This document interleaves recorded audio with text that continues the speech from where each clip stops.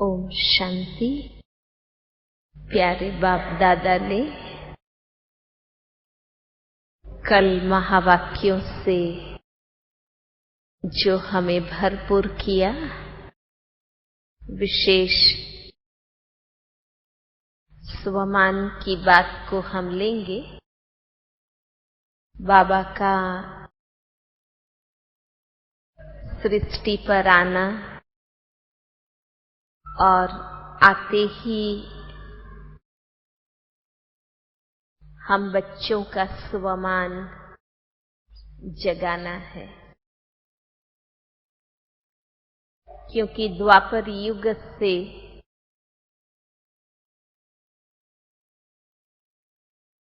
आत्माओं की उतरती कला जो हुई,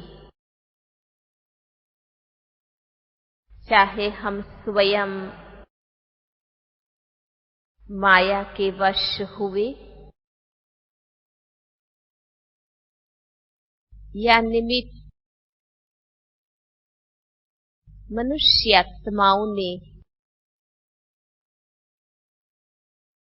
अपनी मनमत से हमें अधीन बनाया,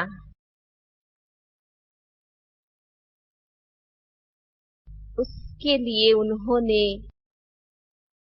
एक ही कार्य किया, हमारे स्वमान को तोड़ने का।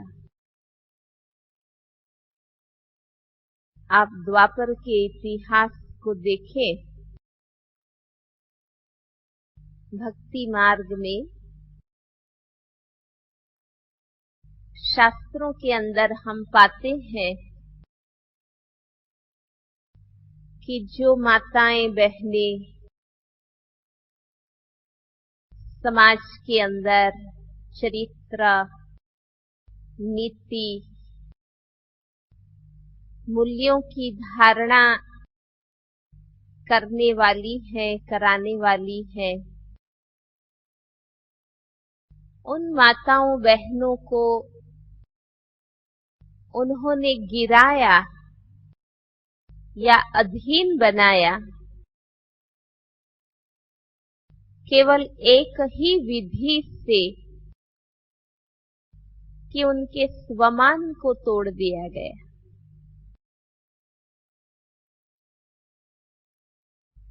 कि वह स्त्री तो दासी है, पांव की जूती के समान है, नरक का द्वार है, क्या क्या बातें जो उन्होंने कही, और ये कहकर उनको हीन भावना में ले जाया गया। और इसी प्रकार विशेष जो ब्राह्मण पंडित लोग थे, अपनी मोनोपोली बनाए रखने के लिए उन्होंने गृहस्थियों के स्वमान को तोड़ दिया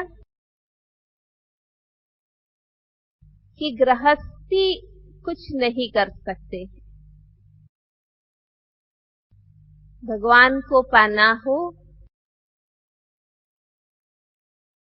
तो सब कुछ छोड़ना पड़े, जन्म जन्मांतर की साधना करनी पड़े।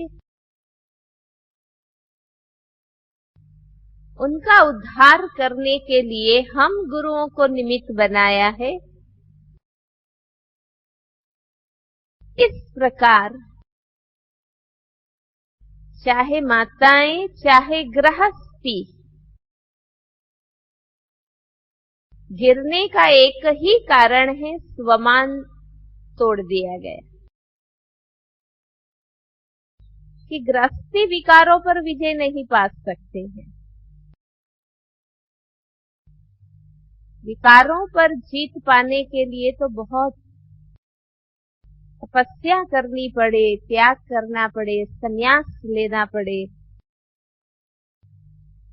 और इसी प्रकार की बात कहकर मानसिक रूप से उनको गिराया गया।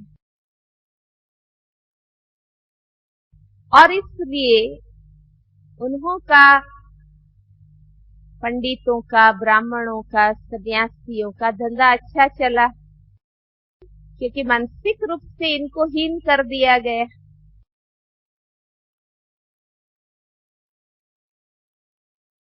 तो बाबा ने आकर हमारी चढ़ती कला करने के लिए या हमें उठाने के लिए सबसे पहला हमारे स्वमान को बाबा ने जगाया। जैसे यज्ञ के इतिहास को हम देखते हैं कि बाबा ने उन्हीं माताओं और कन्याओं को निमित्त बनाकर, जिनको लोग अबला कहते थे, बाबा ने उनके स्वमान को जगाया कि नहीं, तुम ही शक्तियां और तुमको ही निमित्त बनना है स्वर्ग का द्वार खोलने के लिए।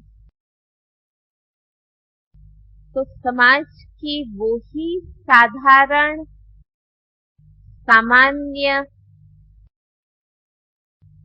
कमजोर समझी जाने वाली उन्हीं बहनों ने निमित्त बनकर आज कितना कमाल करके दिखाए। क्योंकि बाबा ने शुरू में उनको वही अभ्यास कराए, स्वमान जगाने। सबसे पहले आप देखिए कि देह भान को तोड़ने के लिए, क्योंकि या व्यक्ति स्वमान में होगा या देह भान में होगा। स्व माना मैं आत्मा, और आत्मा का मान किसमें है? आत्मा के ओरिजिनल गुण स्वरूप में स्थित होने में। तो जब हम अपने असली गुण धर्मों में स्थित होते हैं तो हमारा स्वमान जगा हुआ रहता है। और अगर वो स्वमान नहीं है तो अंडरस्टूड उसके सामने देहभान होता है। और देह भान का पहला ही स्वरूप ये स्मृति कि मैं स्त्री हूं या मैं पुरुष। तो जैसे ही स्त्रीपन का भान हमारे में डेवलप होता है तो हमारे अंदर ऑटोमेटिक वो लिमिटेशंस डेवलप होती है कि मैं स्त्री हूं, मैं कोमल हूं, मैं कमजोर हूं, मैं ये नहीं कर सकती हूं। अपने को स्त्री समझने से ये सारी लिमिटेशंस हमारे में डेवलप होती। तो बाबा ने क्या किया? जिन बहनों को समर्पित कराया उसके स्त्री भान को मिटाने के लिए बाबा ने उनको हाफ पैंट और शर्ट पहनाए। शुरू के फोटो देखे हैं ना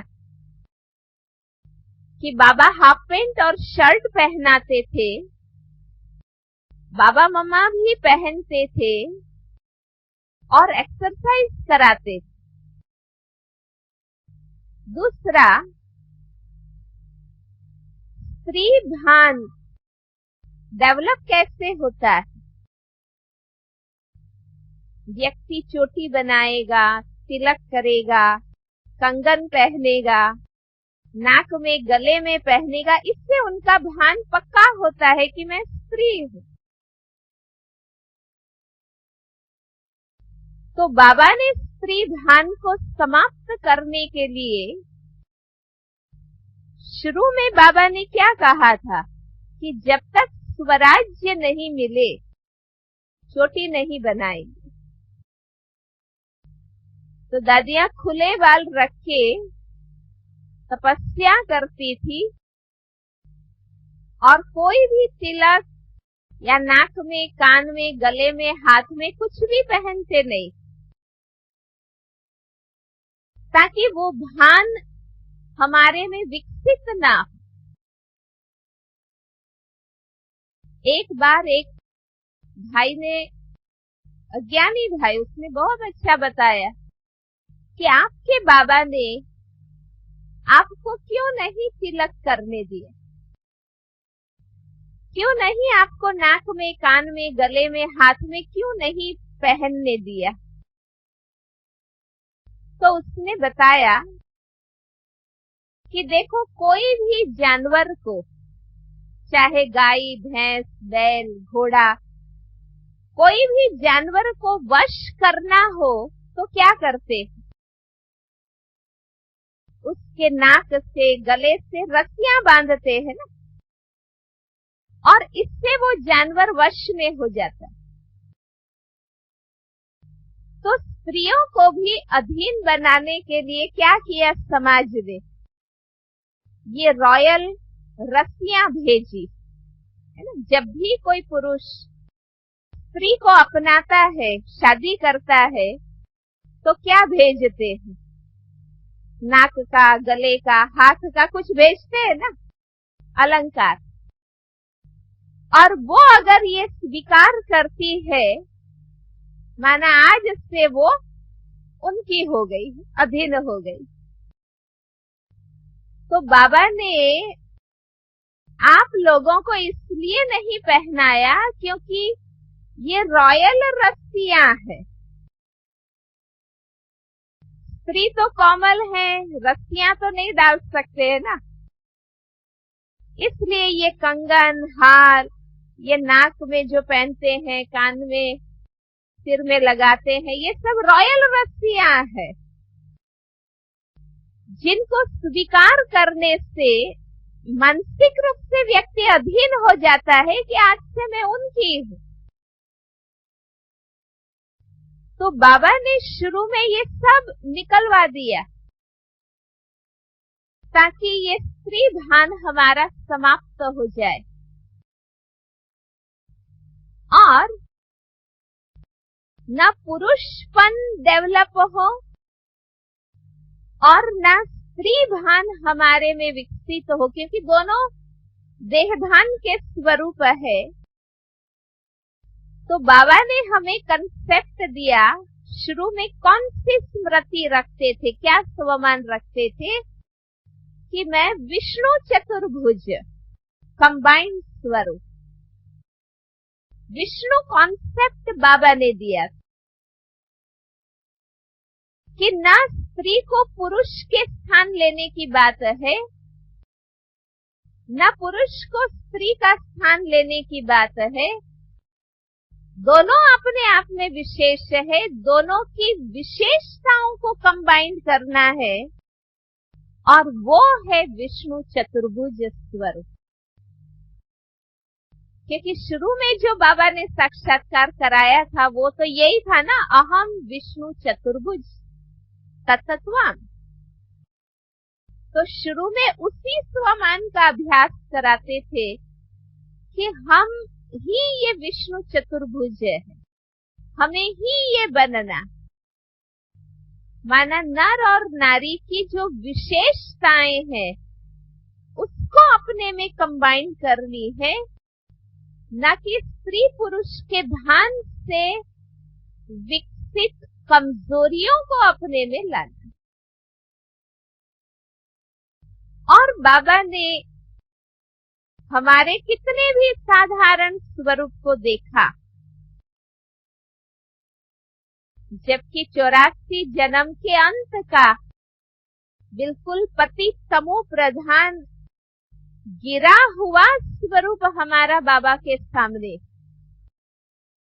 लेकिन बाबा ने हमारे स्वमान को जगाते हुए बाबा ने भी हमें उस स्वरूप से देखा कि नहीं, ये वो ही शक्तियां हैं, ये कल्प पहले वाले वो ही विजयी रतन है, भारत की यही कल्याणकारी माताएं और कन्याएं हैं जिनके द्वारा मुझे स्वर्ग का द्वार खोलना है।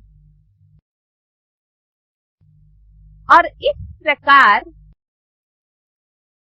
स्वमान को जगाते जगाते बाबा ने आज इतना विशाल कार्य विश्व परिवर्तन का हम निमित्तात्माओं से कराए। व्यक्तिगत रूप से अगर हम सोचे तो ये हमारी अपनी कैपेसिटी नहीं है कि हम ये कार्य कर सके। आज अनेक आत्माओं के मन को जानना, उसके मन में प्रवेश करना और उनके मन को बदलना, ये सामान्य कार्य नहीं। अनेकों के जीवन को पावन बनाना और वो आज की कलयुगी दुनिया के बीच में रह के कार्य करना, इतना हमारे में आत्मविश्वास और इतनी शक्ति कहां से आई,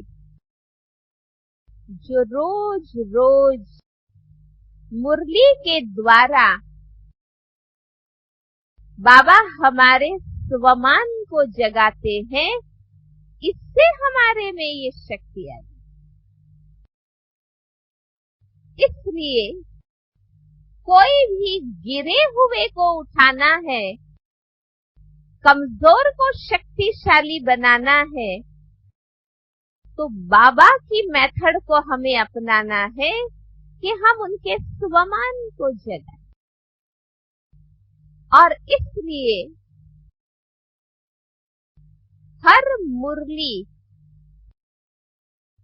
हमारे स्वमान को जगाती हुई हमें कितने ऊंचे लक्ष्य पर पहुंचाती है, हमें साधारण से आज विशेष बना दिया। सिविक्स में आता है शुरू में ये पाठ, वो राजा के बेटे राजकुमार की बात, कि कैसे वो राजाई घराने से अलग हो जाता है और जंगल में पशुओं के साथ पलता है, तो वो पशु जैसा ही हो जाता है। जानवर जैसे लंबे नाखून, बाल और सिर झुकाकर चलना, और आखिर खोजते खोजते जब उसको जानवरों के झुंड में पाया, तो उस राजकुमार को राजमहल में लाकर रोज उनको ये समझाया गया, ये ट्रेनिंग दी गई कि तुम राजकुमार, इतनी बड़ी राजाई का मालिक हो, तुम राजा के बेटे हो, तुम सामान्य नहीं हो। और ये कहकर उसके अंदर राजवी संस्कारों को विकसित किया। तो ऐसे ही हमारा भी इतिहास है कि जब हम बच्चे अपने असली स्वमान को, शान को, स्थान को भूल जाते हैं, तो हमारे अंदर ये देहभान के विषयी संस्कार विकसित हो जाते। अब बाबा ने जब हमें इस कलयुगी जंगल से खोज निकाला है, तो बाबा हमें रोज ये ट्रेनिंग देते हैं कि आप ये कलयुगी तमो प्रधान आसुरी विकारी पुजारी भिखारी मनुष्य नहीं है। रोज बाबा हमें ऊंची स्मृति दिलाते हैं कि आप आत्मा हैं, ईश्वरीय संतान है, भुवनहार देवता है, कल्प पहले के विजयी रतन है, विश्व कल्याण के लिए निमित्त है। ऐसे ऐसे स्वमान की बातें और श्रेष्ठ स्मृति की बातें देकर बाबा हमें पतित से पावन, तमो प्रधान से सतो प्रधान बना रहा है। इसलिए सेल्फ रिस्पेक्ट, स्वमान को कहते हैं सेल्फ रिस्पेक्ट, सेल्फ एस्टीम उसको कहते हैं। वो हमारे में तभी आ सकता है जब हमारे पास अपनी रियल आइडेंटिटी, हमारे पास हमारा सही परिचय।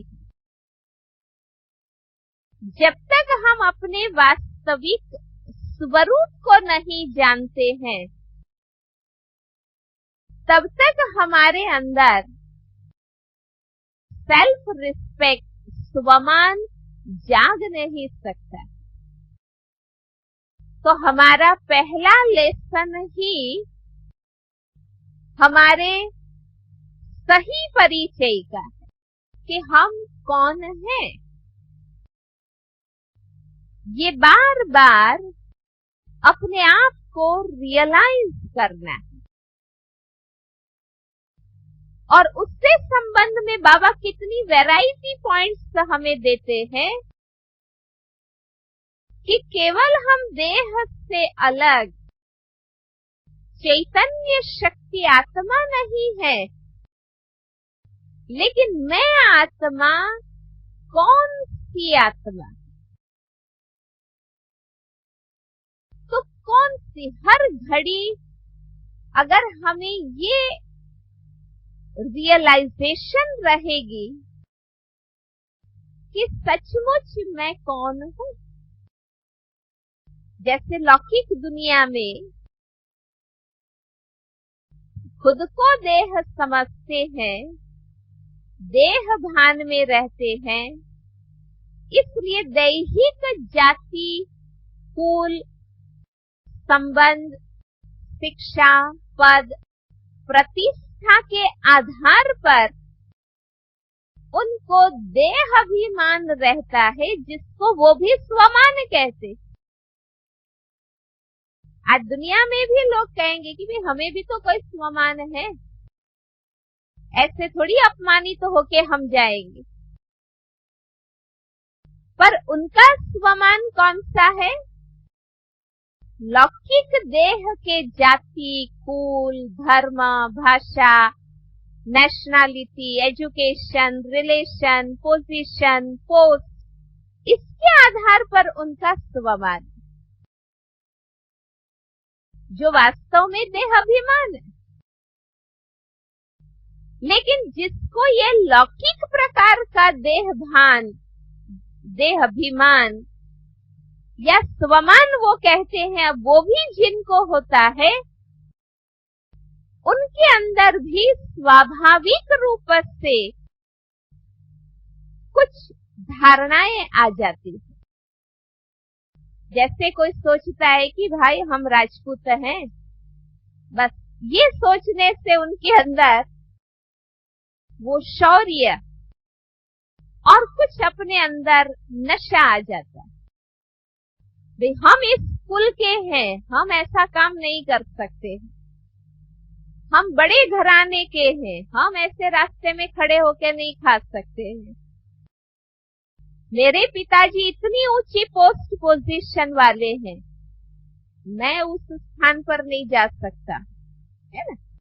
तो लौकिक रूप से भी जिनको अपने देह के जाति, धर्म, भाषा, कुल, रिलेशन, एजुकेशन आदि का सेंस रहता है, अवेयरनेस रहती है, उसके अंदर भी उस प्रकार की चीज आती।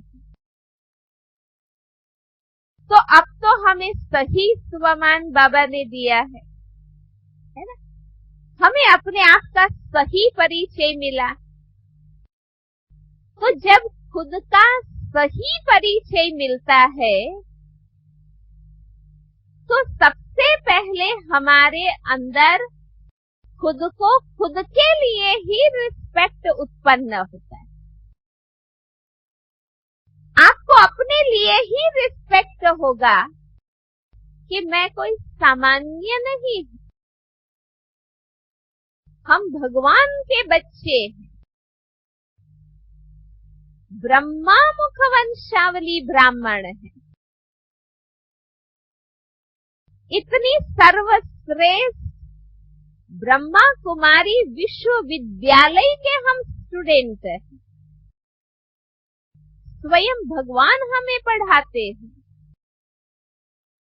हमें सत्य ज्ञान मिला है और वो सत्य ज्ञान देने के लिए हम निमित्त है। विश्व को सही राह दिखाने वाले हम हैं। जब हमें अपना वास्तविक परिचय बुद्धि में रहता है तो आप अनुभव करके देखिए कि हमें अपने लिए ही रिस्पेक्ट होगा, अपने आप में गौरव उत्पन्न हो, हमारी अपनी हीन भावनाएं समाप्त हो जाएगी। और जैसे ही हीन भावना समाप्त होगी, साधारणता और कमजोरी दोनों हमारे से जाएगी। आज हम जहां तहां बैठ जाते हैं, जहां तहां खा लेते हैं, जहां तहां चीजें ले लेते हैं, ये साधारणता क्यों आती है? क्योंकि हमारी स्मृति में हमारा साधारण स्वरूप है। लेकिन बाबा ने हमें जैसे ही साधारण शरीर के भान से न्यारा किया, आत्मा की ऊंची धारणाओं में स्थित किया, तो खुद को खुद के लिए ही गौरव महसूस होगा। देखो, जिसको कहते हैं ना भाई डिग्निटी ऑफ माय एग्जिस्टेंस, मुझे अपने अस्तित्व का गौरव होना चाहिए कि मैं इस दुनिया में ऐसे ही नहीं आया हूं, खाने पीने सोने के लिए नहीं आया हूं। मेरा जीवन रूटीन नहीं है, मैं विशेष पार्टधारी, भगवान से कनेक्टेड। जब ये बातें आपकी स्मृति में रहेगी तो रॉयलिटी तो नेचुरली हमारे अंदर धारण हो जाए। हीन भावनाएं समाप्त, कमजोरियां समाप्त, साधारणता समाप्त हो जाएगी। तो अपने आप हमारा उठना, बैठना, बोलना, चलना, खाना, पीना, सोना, सोचना, सब कुछ श्रेष्ठ बन जाएगा। तब बाबा ने कहा कल कि दो चीज है, एक है स्वमान में निश्चय, वो है नॉलेजफुल बनना। क्योंकि नॉलेज तो है ना, कौन कौन से स्वमान बाबा ने दिए। हर एक अपनी दिनचर्या भी बनाते हैं, प्रोग्राम भी सेट करते हैं कि वे 9 से 10 इस स्वमान में रहेंगे, 10 से 11 इस स्वमान में रहेंगे, 11 से 12 इस स्वमान में रहेंगे। लेकिन वो स्वमान टिकता क्यों नहीं है? क्योंकि स्वमान के अनुरूप मेरी मनोस्थिति नहीं है, मेरी चलन नहीं है, मेरी दिनचर्या नहीं है, मेरी धारणाएं नहीं। कर्म साधारण है तो स्मृति श्रेष्ठ कहां से रहेगी? इसलिए श्रेष्ठ स्मृति, स्वमान का नशा, ये अंदर की पावरफुल स्थिति का प्रमाण है। इसलिए तब तो बाबा ने कहा कि लक्ष्य और लक्षण समान बनाओ। स्वमान ऊंचे लेते हैं, लेकिन कर्म उसके अनुरूप हम नहीं करते हैं, इसलिए स्थिति नहीं बनती, नशा नहीं टिकता है। और नशा नहीं है तो मेहनत का अनुभव होगा। आप देखो, जिस बात का नशा, धुन लगी होगी, वो काम करना आसान हो जाएगा। इसलिए ज्ञान के साथ नशा है तो पुरुषार्थ सहज लगे। जैसे हम कहते हैं ना कि भाई निंद्रा की परसेंटेज ज्यादा होगी तो स्वप्न याद नहीं रहते, नींद गहरी नहीं होगी तो स्वप्न स्वप्न स्वप्न ही लगते रहे। ऐसे नशे की परसेंटेज ज्यादा होगी तो मेहनत, विघ्न, तूफान, इसका अनुभव नहीं होगा। नशा नहीं है, इसलिए ये सारी बातें हमें माइंड होती। तो मुझे हर घड़ी, चाहे मैं अकेली हूं कहीं भी, क्यों बाबा के बच्चे, कईयों का अनुभव ऐसा है ना कि भाई हम अकेले हैं तो ढीले हो जाते हैं, पुरुषार्थ में, धारणा में ढीले हो जाएंगे, सेवा के उमंग में कमजोर हो जाएंगे। बहुत बड़ा संगठन है तो उमंग रहता है, शक्ति रहती। लेकिन जिनको खुद की रियलाइजेशन है, जिनका अपना स्वमान हर घड़ी जगा हुआ है, वो अकेला होगा, कहीं भी होगा, ब्राह्मणों के बीच में है या नहीं, लेकिन उनकी धारणा में कोई फर्क नहीं पड़ेगा। ऐसे नहीं ब्राह्मण संगठन में है तो हम नियम मर्यादा में ठीक है, और कोई नहीं देख रहा है तो हमारे में गड़बड़ शुरू हो जाए। भाई कोई देख नहीं रहा है, किसको पता नहीं चल रहा है, इसलिए मैं गलत कर लूं, गलत खा लूं, नियम मर्यादा के विरुद्ध चल लूं। इसका अर्थ ये है कि मेरा अपना कॉन्शियस इतना जागृत नहीं है। कोई नहीं देख रहा है लेकिन मेरा अपना कॉन्शियस तो देख रहा है ना।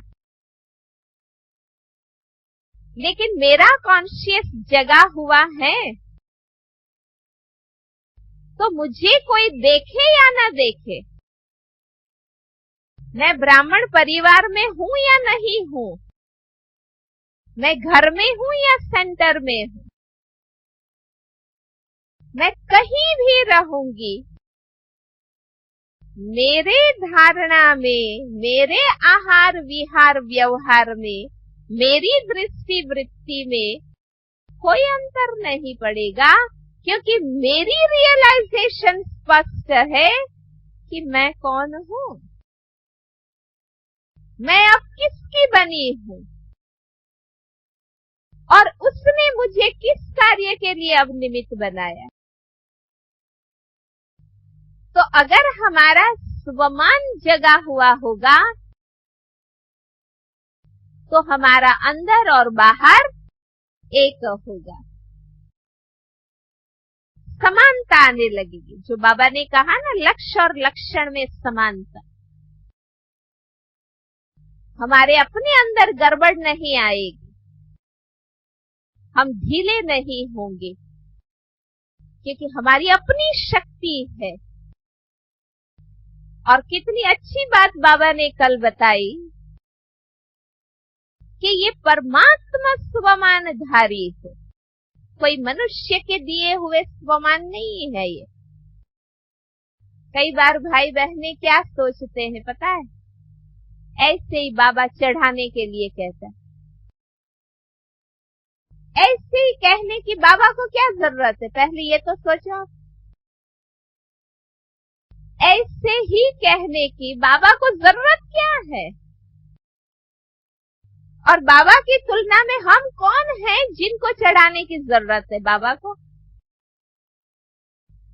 तो बाबा ऐसे ही नहीं कहते हैं। बाबा कल्याण के भाव से हमें ऊंचे चढ़ाने के लक्ष्य से रियल बातें हमें बताते, ऐसे ही नहीं कहते हैं हमें अच्छा लगाने के लिए। हमें अच्छा लगाना बाबा को क्या जरूरत है? बाबा तो बहुत सुप्रीम अथॉरिटी। आज मैं सामान्य स्थिति वाली हूं तो मैं मेरे से सुपीरियर अथॉरिटी को मैं चढ़ाने के लिए 4 बात कहूंगी, क्योंकि उनको खुश रखना मेरे लिए जरूरी है। लेकिन बाबा तो हमारे से ऊंचा है, उनको क्या आवश्यकता है? तो एक तो कभी ये नहीं सोचो कि बाबा ऐसे ही कहते, इसलिए स्वीकार नहीं होता है अंदर से। दूसरी बात, कई बार भाई बहनें ये सोचते हैं कि बाबा तो कहते हैं, पर हमें पता है ना हमारी परिस्थिति क्या है। हम गृहस्थ में रहते हैं, हम संसार में रहते हैं। बाबा तो जन्म मरण से न्यारा है, उनको क्या पता, हम इसमें आते हैं ना। लेकिन नहीं, मैं हमेशा 3 बातें सोचती हूँ कि बाबा हमें जो कुछ कहते हैं, एक तो सत्य है इसलिए कहते हैं। झूठा झूठा बाबा क्यों कहेगा जबकि बाबा है ही सत्य? तो ये रियलिटी है, इसलिए बाबा हमें कहते। हम तो अपने वर्तमान को देख के सोच रहे हैं ना, बाबा तो हमारे आदि मध्यांत को देख के कह रहे हैं ना। दूसरी बात कि बाबा वही कहेगा जो पॉसिबल है करना, जो करना शक्य ही ना हो वो बात बाबा क्यों कहेगा? जो बाबा का कहा हुआ व्यर्थ जाए, बाबा वही कहेगा ना जो पॉसिबल है। इसलिए हम अपने आप में ये निश्चय रखे, बाबा में निश्चय रखे कि बाबा ने कहा है, माना ये हो सकता है, इसलिए बाबा ने कहा। बाबा को भी तो पता है ना कि हम कलयुग में रहते, अंतिम जन्म की तमो प्रधान आत्माएं, ये बाबा भी तो जानते हैं ना।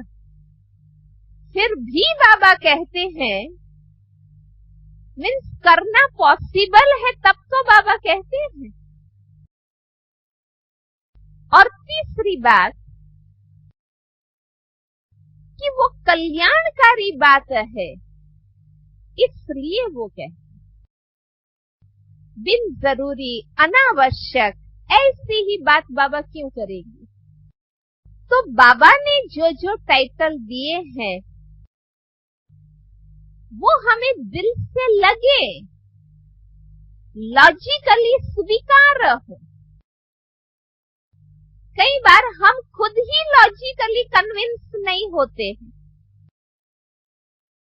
तो शांति से बैठ के एक एक टाइटल पर, एक एक स्वमान पर लॉजिकली सोचो कि ये तर्क संगत बात है, ऐसे ही कही हुई बात नहीं है।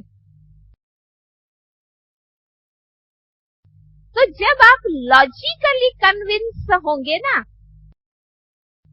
तब वो स्वमान प्रैक्टिकल में आएगा। आज कोई इंसान हमें कोई टाइटल दे देता है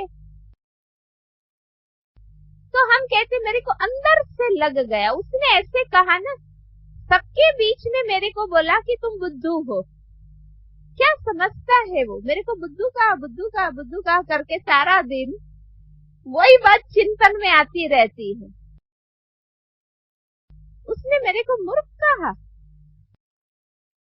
इंसान का दिया हुआ टाइटल एकदम स्वीकार हो जाता है, असर हो जाता है, मन भारी हो जाता है, चिंतन वही चलता है, मुंह भी चढ़ जाता है, माना स्वरूप भी बच जाता है। और बाबा इतने टाइटल देते हैं और हमारे चेहरे पर कोई असर ही नहीं आती। हम मुरली सुनते हैं, बाबा इतना टाइटल देते हैं और हम निर्विकार, चेहरे पर कोई भाव ही नहीं। तो बाबा ने ये थोड़ी कहा है कि बाबा जब कुछ कहे तो निर्लेप होके बैठो।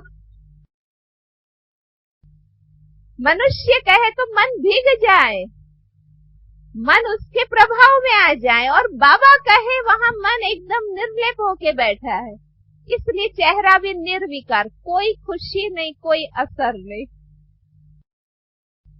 बाबा कहता है मेरी याद में बैठो तो चेहरा खिल जाना चाहिए।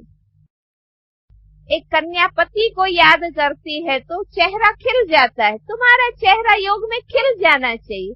और यहाँ योग में चेहरा डल हो जाता है, नींद आती है, उबास सिखाते हैं। क्यों? क्योंकि वो हमें दिल से लगा नहीं, अंदर से स्वीकार हुआ नहीं।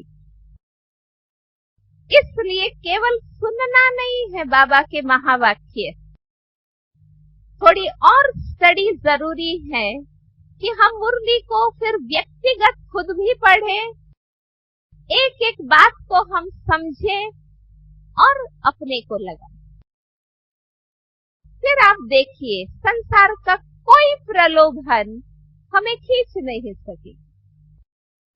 कल कहा ना बाबा ने, दुनिया की कोई की ताकत नहीं है जो तुम्हारे स्वमान से उतार सके तुम, और ये रियलिटी है। ना कोई वैभव हमें खींचेगा, ना कोई व्यक्ति हमें प्रभावित करेगी, चाहे वो व्यक्ति ब्राह्मण परिवार में हो या बाहर हो। नेगेटिव इन्फ्लुएंस हमारे पर कभी नहीं आए, क्योंकि जब मैं स्वमान में रहती हूँ तो मेरा अपना विवेक स्पष्ट रहता है कि मैं कौन हूँ, और उस हिसाब से मुझे क्या करना चाहिए और क्या नहीं करना चाहिए वो मुझे स्पष्ट रहेगा। और जब मेरा विवेक स्पष्ट रहेगा तो ना मुझे किसी से पूछने की दरकार होगी, ना किसी के मत पर चलने की जरूरत है। क्यों हम दूसरों से पूछते रहते? एक छोटी छोटी बात में भी हम पूछते रहते, अच्छा तुम मधुबन आएगा तो मैं मधुबन आती हूँ, ये नहीं आएगा तो मैं भी नहीं आऊंगी। आप सेवा में चलेंगे तो मैं भी चलती हूँ। कितने आधारित है हम, क्योंकि हमारी अपनी मति स्पष्ट नहीं है, क्योंकि मुझे खुद को स्पष्ट नहीं है कि मुझे क्या करना चाहिए। तो बाबा जो कहता है ना कि राजा अपने विल पावर से चलेगी, प्रजा जो है वो फॉलो करेगी, देख देख के चलेगी। तो जब हमारा स्वमान जागृत होगा, जिसको बाबा ने कहा ना नशा, पावरफुल होंगे आप उसमें, तो आप मूढ़मती नहीं होंगे। आपका विवेक बहुत स्पष्ट होगा, आप मूंझेंगे नहीं, किससे राय लेने की जरूरत नहीं पड़ेगी, लेकिन हम बिल्कुल श्रीमत पर अपने को चला सकेंगे। हमें अपनी वैल्यू होगी। अपने आप की वैल्यू महसूस होगी। अपना सही परिचय से सेल्फ रिस्पेक्ट, स्वमान जगेगा। स्वमान जगने से हमें अपने आप की वैल्यू होगी। तो नेचुरली हम अपनी एनर्जी, अपना टाइम, अपना मनी वेस्ट नहीं करेंगे। और जब आपको अपनी वैल्यू होगी तो अंडरस्टूड, आप दूसरे को भी रिस्पेक्ट करेंगे, दूसरे की भी वैल्यू आपको होगी। तो जो स्वमान में होगा वो कभी भी दूसरे के साथ हल्का व्यवहार नहीं करेगा, दूसरे का इंसल्ट नहीं करेगा, क्योंकि उससे उस आत्मा की वैल्यू होगी। जब मैं श्रेष्ठ स्मृति में हूं तो उसी स्मृति से मैं उस आत्मा को देखूंगी ना, तो मुझे उस आत्मा की वैल्यू होगी कि ये आत्माएं साधारण नहीं है। कल एक चीज में पढ़ रही थी, उसमें उसने सोचा, मुझे बड़ा इतना अच्छा लगा कि इंसान भी कितना ऊंचा सोचते हैं। उसने लिखा था कि मनुष्य 6-8 घंटा सोते हैं और वो 6-8 घंटे निद्रा अवस्था में स्वप्न देखते हैं।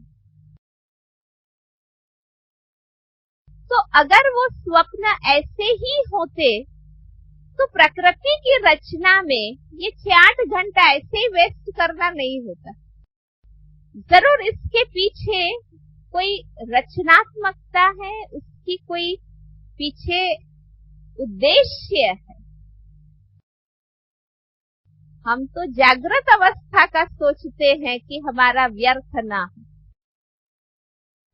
वो ये सोच रहा था कि संसार की रचना में ये निद्रा अवस्था में स्वप्न देखना वो ऐसे ही नहीं हो सकता है, उसके पीछे जरूर इस रचना का कोई पर्पस होगा। तो जब हमें खुद को वैल्यू होगी तो हम दूसरे की भी वैल्यू करेंगे और अपने आप को वैल्यूएबल समझेंगे। तो नेचुरली हम श्रीमत को प्रैक्टिकल करने में हमेशा अपनी शक्ति से आगे रहेंगे और सफलता को प्राप्त करेंगे। तो स्वमान और सम्मान देना, इन दोनों का भी आपस में रिलेशन है। स्वमान में स्थित होना माना खुद ही खुद को रिस्पेक्ट देना, और जब हम उस स्थिति में होंगे तो अन्य सभी को भी हम उसी ऊंची दृष्टि से देखेंगे और व्यवहार करेंगे। ओम शांति।